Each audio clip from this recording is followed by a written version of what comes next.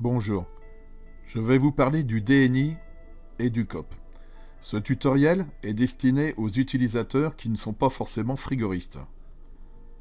Sans entrer dans les détails, je vais tenter d'expliquer brièvement les différentes méthodes de calcul du COP, et plus précisément décrire comment le DNI Sol, ou avec ses modules énergie, calcule le COP des machines frigorifiques.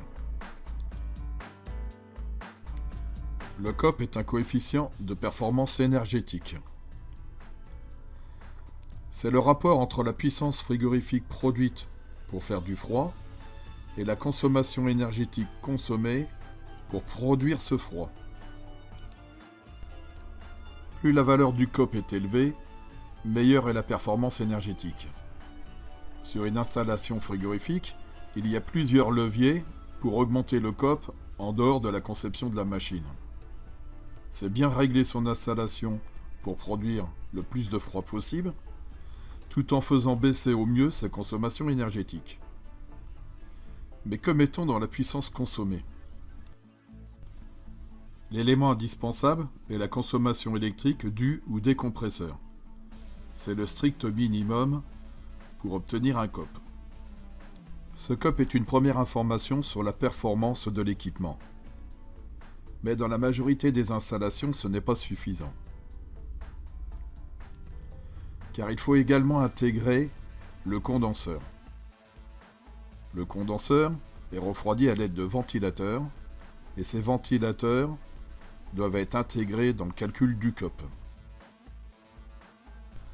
Enfin, pour les systèmes indirects, c'est-à-dire avec un réseau d'eau glacée par exemple, il faut intégrer dans le calcul du COP la consommation des pompes de circulation.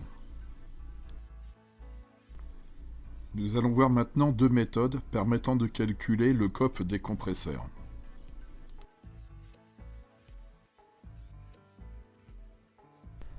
La première méthode, qui est également la plus basique, consiste à utiliser les équations polynomiales des compresseurs données par les compressoristes. Nous avons sélectionné dans un premier temps un modèle de compresseur dans une liste déroulante. Ensuite, nous devons sélectionner le fluide utilisé dans l'installation. Comme nous pouvons le voir dans cette liste déroulante, le nombre de fluides proposés est assez restreint. En effet, les compressoristes ne peuvent pas intégrer rapidement dans leur logiciel les nouveaux fluides qui arrivent sur le marché. C'est un des gros soucis de cette solution. Pour pouvoir calculer la puissance fournie par un compresseur, il faut fournir 4 informations importantes et indispensables. La pression BP, basse pression, appelée également température d'évaporation. Ici, cette pression est affichée en équivalent température. Ensuite, la température des gaz aspirés au compresseur, également appelée la surchauffe. Nous avons donc entré une évaporation à -10 pour des gaz aspirés au compresseur à 10 degrés. Nous allons maintenant entrer les deux dernières valeurs pour pouvoir calculer une puissance. La pression de condensation, c'est-à-dire la HP, haute pression, ici entrée également en équivalent température. Et la température du liquide, appelée sous-refroidissement, ici le sous-refroidissement est à 4, c'est-à-dire que la température du liquide doit être 4 degrés en dessous de la température de condensation. Une fois ces 4 valeurs entrées, nous pouvons connaître la puissance frigorifique du compresseur, qui est de 91,4 kW.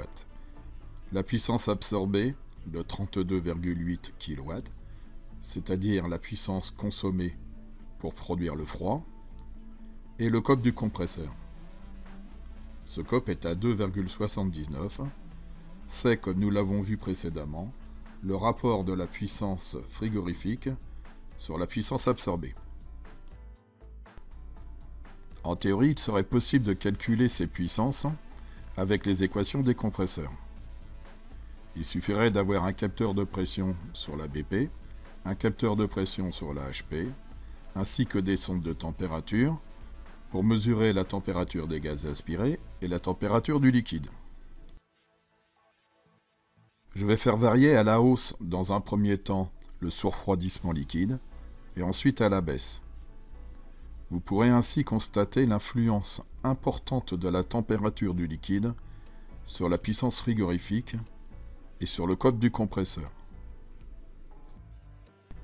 En faisant varier de quelques degrés la température du liquide, nous sommes passés d'une puissance de 93,7 kW à 86 kW froid, et le COP de 2,86 à 2,65.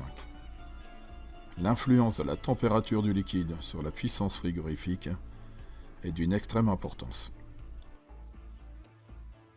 De la même manière, comme vous pouvez le voir, la variation de la température des gaz aspirés au compresseur joue un rôle important sur le calcul de la puissance frigorifique. Toute cette explication pour mettre en avant le problème principal des calculs de puissance, avec les équations polynomiales des compresseurs qui ne prennent pas en compte les variations de ces deux températures.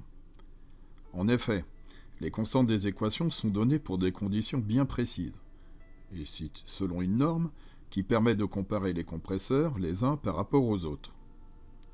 Selon la norme EN 12900, la température du liquide doit être la même que la température de condensation, et la température des gaz aspirés doit être fixée à 20 degrés. Pour terminer avec cette solution, nous allons aller voir les équations et les constantes données par les compressoristes. À l'export sous aisselle, nous avons l'équation,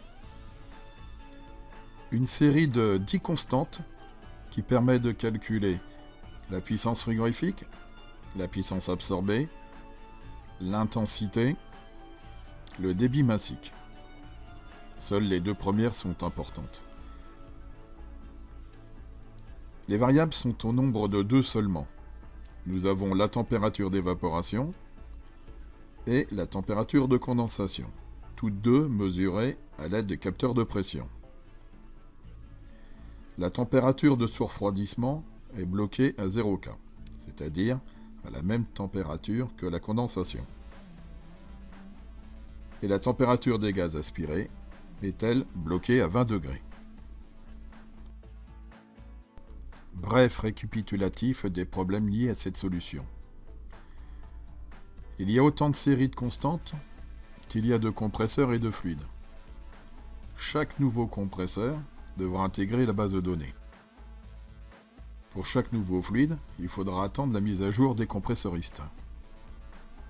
Les puissances calculées ne prennent pas en compte la surchauffe et le surrefroidissement, ce qui est le problème le plus important en fait. Le calcul du COP est limité au seul compresseur et ne prend pas en compte les condenseurs et les pompes de circulation pour les systèmes indirects. Enfin, le calcul de la puissance frigorifique est difficile, voire impossible dans le cas de centrales multicompresseurs, car il faudra intégrer dans le calcul le nombre de compresseurs, et pour les systèmes avec réduction de puissance, cela est impossible.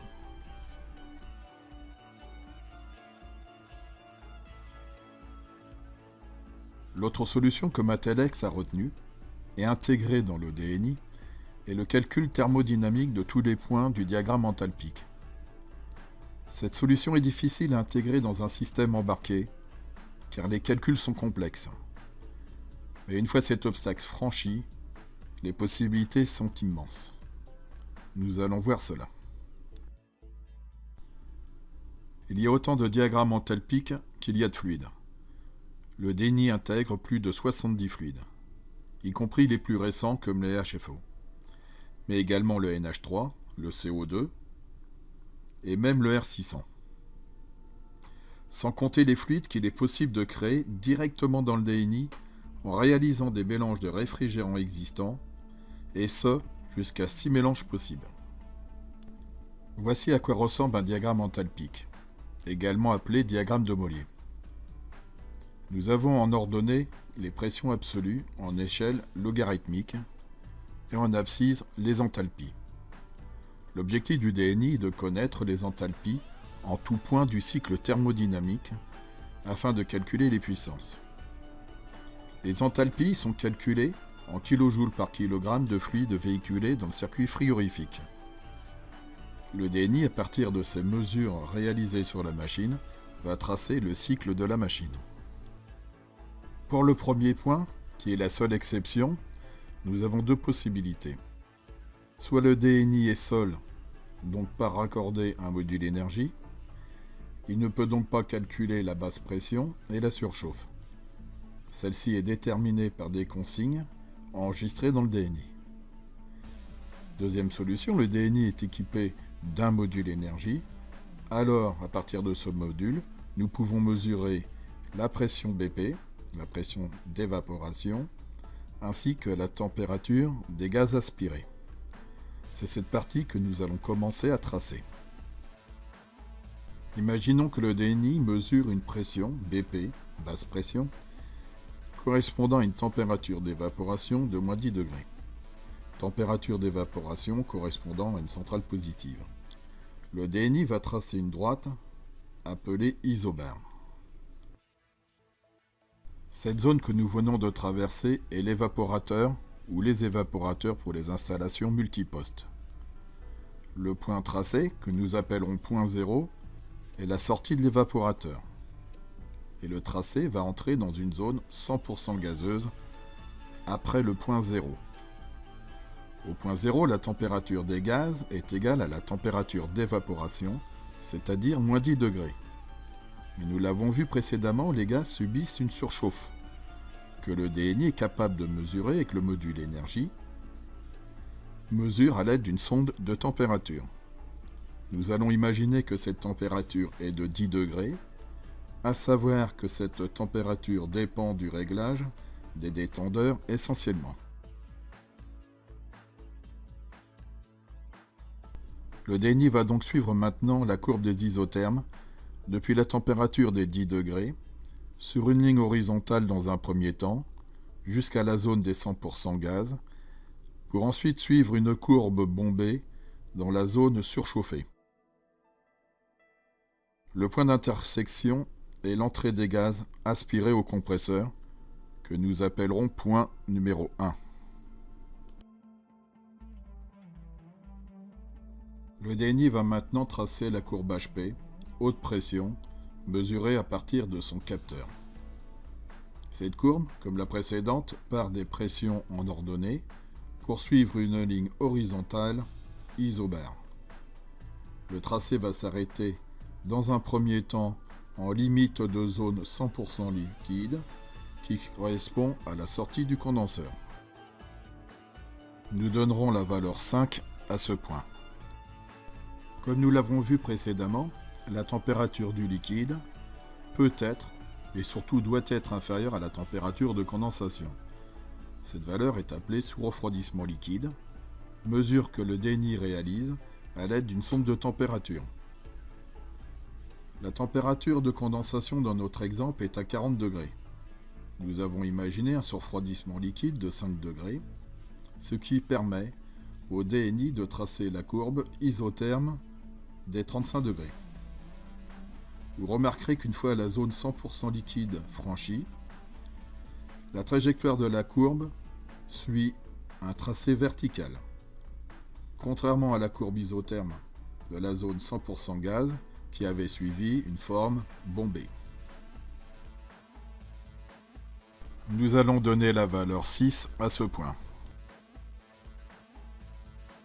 Le DNI va poursuivre son tracé isobare jusqu'à la limite de la zone 100% gaz qui correspond à l'entrée des gaz dans le condenseur. Nous allons donner la valeur 4 à ce point.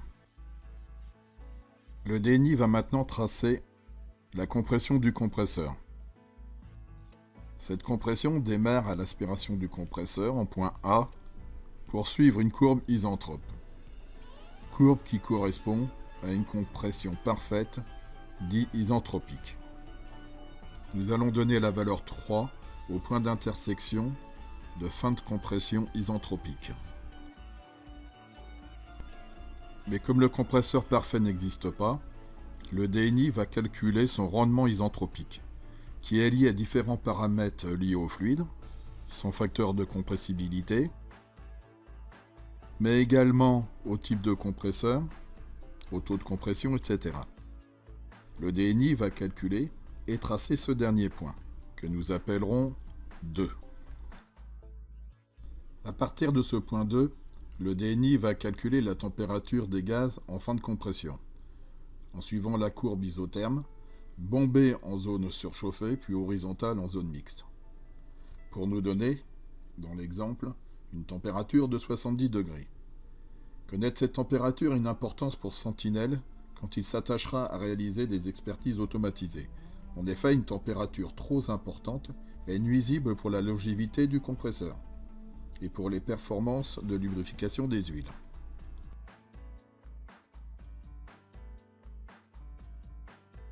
Voilà, le DNI a terminé de tracer le cycle de la machine frigorifique.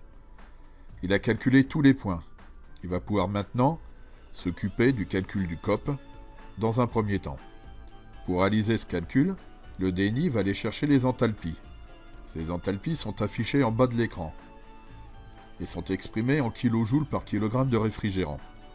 Ce sont des quantités d'énergie emmagasinées dans 1 kg de réfrigérant. Le tracé est appelé isenthalpe et il est vertical. Nous venons de tracer la courbe isenthalpe du point 1, qui est l'aspiration du compresseur, et l'isenthalpe du point 6, qui est la température du liquide. La différence de ces deux enthalpies, multipliée par le débit de réfrigérant véhiculé par les compresseurs, donne la puissance frigorifique de la machine. De la même manière, les différences d'enthalpie entre le point 1, aspiration compresseur, et le point 2, refoulement compresseur, nous donnent la puissance absorbée de ceux-ci. Le COP est calculé, comme nous l'avons vu précédemment, par le rapport des puissances frigorifiques par les puissances consommées. Ne connaissant pas le débit, cela ne change rien pour le calcul, car le débit est identique sur toute l'installation. Le DNI calculera donc le COP de cette machine à 3,28. Dire que le COP de 3,28 est le COP de la machine n'est pas juste. Car en réalité, comme pour le calcul des équations polynomiales, ce COP est juste un COP compresseur, car il ne prend pas en compte les ventilocondenseurs ainsi que les pompes pour les systèmes indirects. Nous allons donc maintenant intégrer le module énergie de Matelex. Ce module permet de mesurer les consommations électriques de 3 moteurs. Il est possible de raccorder jusqu'à 3 modules énergie par DNI. La configuration maximum sera pour une centrale de 6 compresseurs, plus les ventilocondenseurs, et éventuellement les pompes. La configuration est réalisée depuis l'interface tactile du DNI et permet l'intégration simple des entrées mesurées.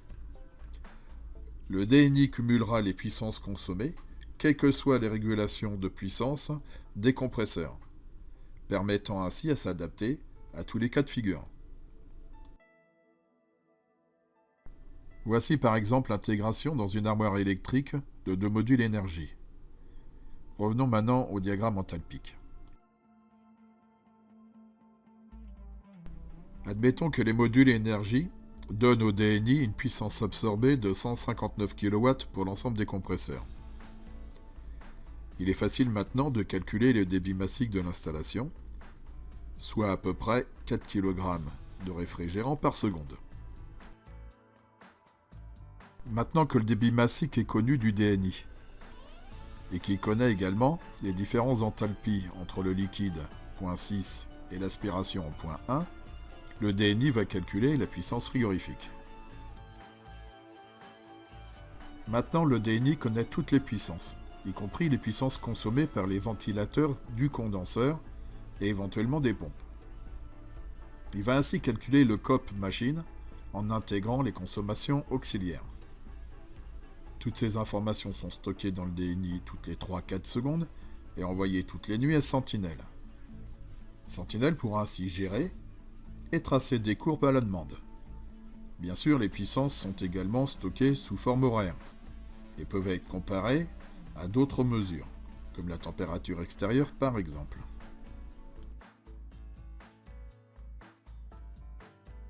Toutes ces informations sont visibles en temps réel sur l'interface graphique du DNI, mais également sous forme de tableau.